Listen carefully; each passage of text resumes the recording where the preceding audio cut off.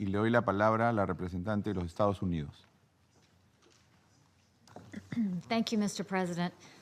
Mr. Lowcock, thank you for your briefing, and Special Envoy Griffiths, the United States welcomes you to this council. You have taken on one of the world's most difficult diplomatic assignments, and we thank you for it. The United States fully supports your efforts to find a political solution to the conflict in Yemen. We especially appreciate that you have quickly reached out to all of the Yemeni parties involved. We hope that all parties will engage the UN without preconditions going forward. Yemen is an issue where it should be easy for all of us on this Security Council to agree. Yemen isn't Syria. We agree that there needs to be peace in Yemen and that this war has taken a horrifying toll on the Yemeni people. Government services like schools, hospitals, and clean water barely exist anymore. This chaos is the perfect environment for terrorist groups like Al-Qaeda and ISIS to find safe haven and plan attacks that could threaten us all.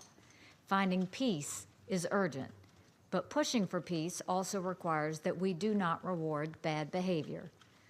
Iran and the Houthis in particular need a much better understanding of our seriousness when it comes to their destabilizing activity. Just because we aim for peace does not mean we look the other way when they take steps to make this war even worse. To achieve enduring peace in Yemen, Iran must stop its interference and its violations of the arms embargo this council imposed. Last week, the Houthis launched yet another round of ballistic missiles at Saudi Arabia. At the end of March, debris from a Houthi missile attack against the capital of Saudi Arabia killed a civilian. We have warned before that it was only a matter of time before the Houthi attacks caused civilian casualties in Saudi Arabia. Now that prediction has come true. Each day that goes by, the risks of greater regional conflict increase. And yet this council has not acted to hold the Houthis and Iran accountable for weapons that violate the arms embargo in Security Council Resolution 2216. We all went to Washington, D.C. to see these missiles firsthand, to see how the missiles found in Saudi Arabia originated in Iran. Then the independent and impartial UN panel of experts backed up when we showed you and confirmed Iran's non-compliance with Resolution 2216. The evidence is there, and it is strong. The Houthis didn't just figure out on their own how to build and fire ballistic missiles more than 1,000 kilometers to hit the Saudi capital. Iran is supporting them. This council taking action to stop the flow of arms to the Houthis would be a step forward, helping to resolve this war. The Houthis must realize that if they continue to use banned weapons in war, the international community will be united in condemning them. The United States supports the ability of our Saudi partners to defend their borders against these threats. We will continue pushing in this council for real accountability. The Houthis are showing no sign of stopping their missile launches toward Saudi Arabia. It is imperative that this council come together to make clear that these provocations are unacceptable. We hope that all parties, especially the Houthis, see the arrival of Mr. Griffiths as a chance to start down a new path. It is long past time for all parties to show flexibility and restraint in the service of a real negotiated settlement. I suspect that if we could hear from ordinary Yemenis, that's the same message they would be sending. The UN has emphasized the dire humanitarian stakes. The bottom line is that 18 million Yemenis do not know where their next meal will come from. Something has to change.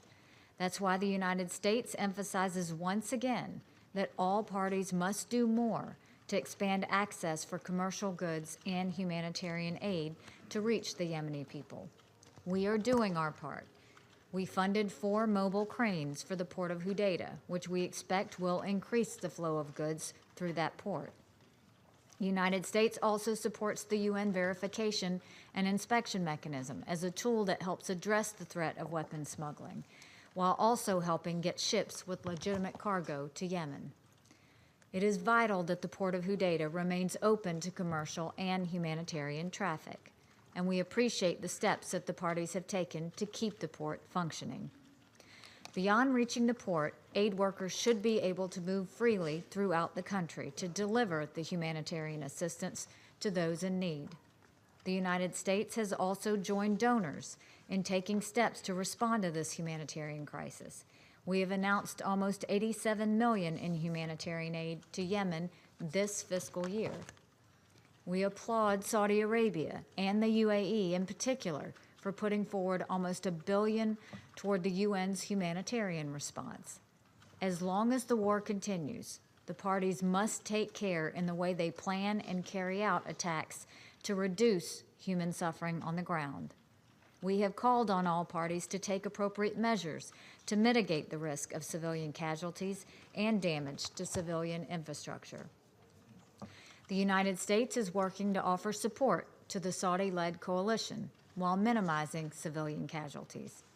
The Houthis must halt their indiscriminate shelling and ensure that humanitarian aid is delivered without any diversion or delays.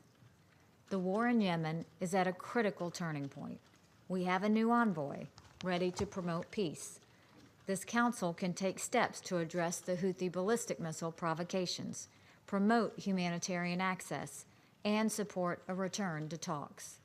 These are the goals that all of us ought to share, so we should not hesitate to take action as a Security Council to achieve them. That means not being afraid to call out the Houthis and their Iranian patrons by name in future resolutions.